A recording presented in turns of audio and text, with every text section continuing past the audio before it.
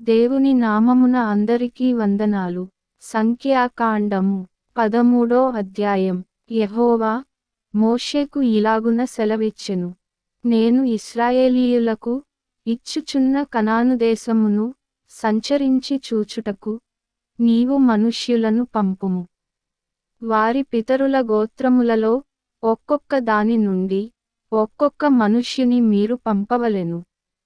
వారిలో ప్రతివాడు ప్రధానుడయ్యుండవలెను. మోషే యెహోవా మాట విని పారాను అరణ్యము నుండి వారిని పంపెను. వారందరూ ఇశ్రాయేలీయులలో ముఖ్యులు.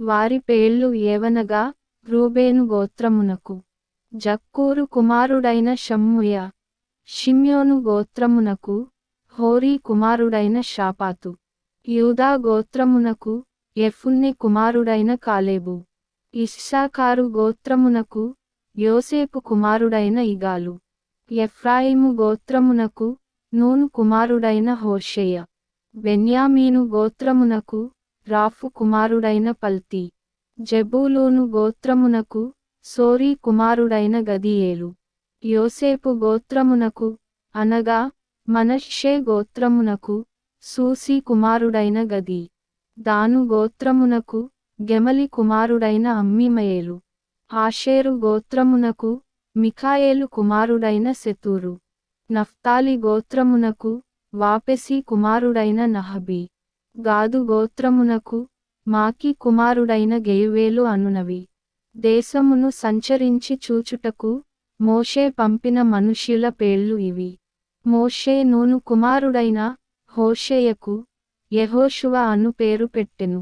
మోషే కనాను దేశమును సంచరించి చూచుటకు వారిని పంపినప్పుడు వారితో ఇట్లనెను, మీరు ధైర్యము తెచ్చుకొని దాని దక్షిణ దిక్కున ప్రవేశించి ఆ కొండ ఎక్కి ఆ దేశము ఎట్టిదో దానిలో నివసించు జనము బలముగలదో బలములేనిదో, కొంచెమైనదో విస్తారమైనదో, వారు నివసించు భూమి ఎట్టిదో, అది మంచిదో చెడ్డదో, వారు నివసించు పట్టణములు ఎట్టివో, వారు గుడారములలో నివసించుదురో కోటలలో నివసించుదురో, ఆ భూమి సారమైనదో నిస్సారమైనదో, దానిలో చెట్లున్నవో లేవో కనిపెట్టవలెను.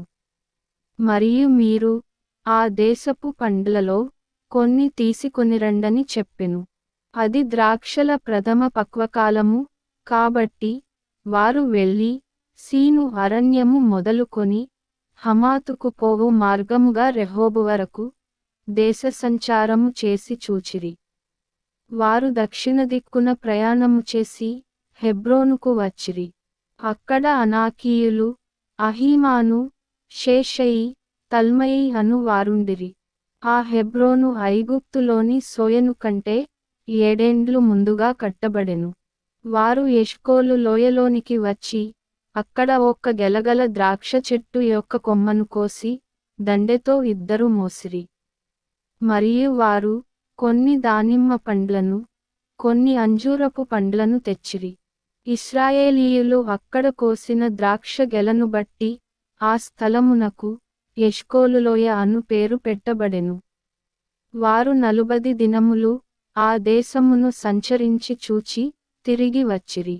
అట్లు వారు వెళ్ళి పారాను అరణ్యమందలి కాదేషులోనున్న మోషే అహరోనుల యొద్దకును ఇశ్రాయేలీయుల సర్వసమాజము నొద్దకును వచ్చి వారికిని ఆ సర్వసమాజమునకును సమాచారము తెలియచెప్పి ఆ దేశపు పండ్లను వారికి చూపించిరి.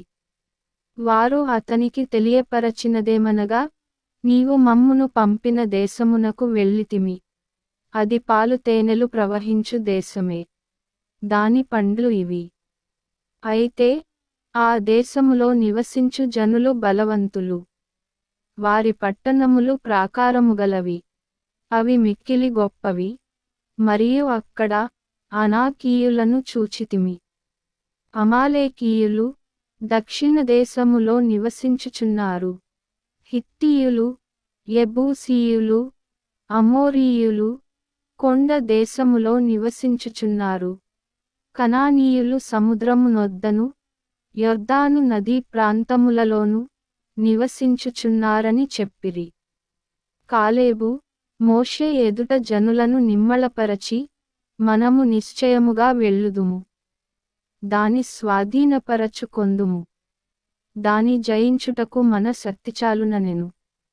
అయితే అతనితో కూడా పోయిన ఆ మనుష్యులు, ఆ జనులు మనకంటే బలవంతులు. మనము వారి మీదికి పోజాలమనిరి. మరియు వారు తాము సంచరించి చూచిన దేశమును గూర్చి ఇశ్రాయేలీయులతో చెడ్డ సమాచారము చెప్పి, మేము సంచరించి చూచిన దేశము, తన నివాసులను భక్షించు దేశము. దానిలో మాకు కనబడిన జనులందరూ ఉన్నత దేహులు.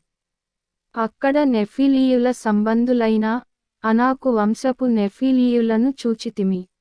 మా దృష్టికి మేము మిడతలవలె ఉంటిమి, వారి దృష్టికిని అట్లే ఉంటిమనిరి. ఆమెన్.